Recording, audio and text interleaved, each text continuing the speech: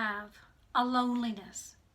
According to Cognition Today, it is a relatively new phenomenon and one that's not really been researched a lot, where there is a negative feeling around not spending enough time alone. Now, the pandemic has resulted in a lot of isolation that has been going on in 2020 and now going on into 2021. So it's generated a lot of discussion around people feeling isolated from family and friends and being lonely because you're not getting to spend that shared time with them. And yes, that's all true, but what about the people who are sequestered together and are not getting that alone time that they normally get? And that is starting to have an effect on them too. So what does this all mean and what do you do? Stick around and we'll go through that in just a moment. I'll be right back. Don't forget to hit that red subscribe button and the gray notification bell. Hi, my name is Deb Day and welcome back to the channel. Now, loneliness happens when you need that time to yourself and you don't get it.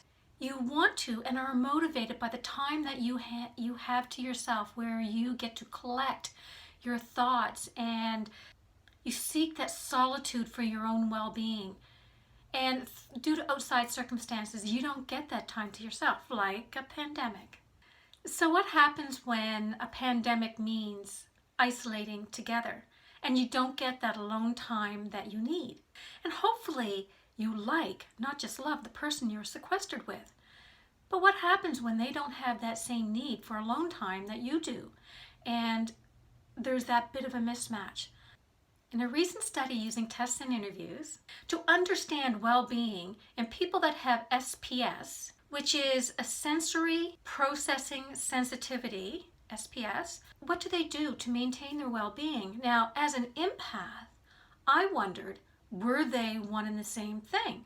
And according to Psychology Today, being a person with SPS and an empath are not mutually exclusive.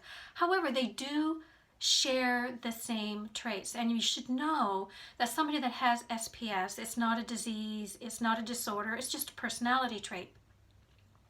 So what do you do when you want to increase your well-being and there are things that due to isolation you can't do? So we know that you need that social interaction, but you need to balance it with times of solitude. So you need to find space and time with which you can have that balance. That's number one. Number two is connecting with nature. It means getting outside and going for a walk, sitting at the beach, gardening, something that you can do. And you don't have to go far and you can do this in your own yard if that's possible.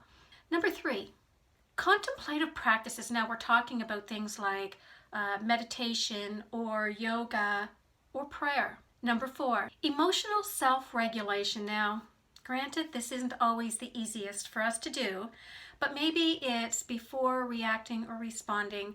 Maybe it is counting to 10, taking that time to take a couple of breaths, stepping away for a moment until you can get that balance back that you're looking for. Number five, practicing self-compassion. This is often one of the hardest things as human beings that we have to do, and that is learning to love who you are, where you're at.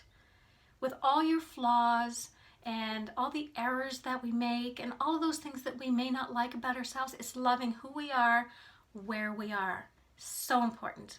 And number six is having a sense of meaning and believing that what you're doing makes a difference. Number seven, hope and optimism. So this pandemic isn't going to last forever, and it's just knowing that there is a light at the end of the tunnel, a light around the corner, and take that walk, do some meditation, and you will get there. So how about you, your child, your partner, your friend, somebody that you care about? Do you have it? Do they have it? Do they need a solitude that they're not getting?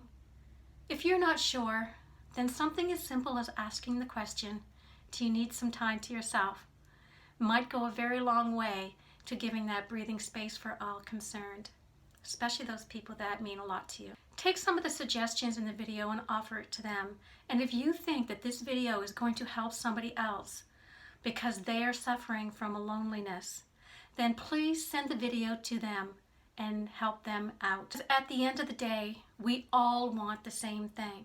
We want to be the healthiest version of ourselves possible and to live one kick-ass life. That means a healthy mind and body as well. Thank you for joining me, and I'll see you in the next video.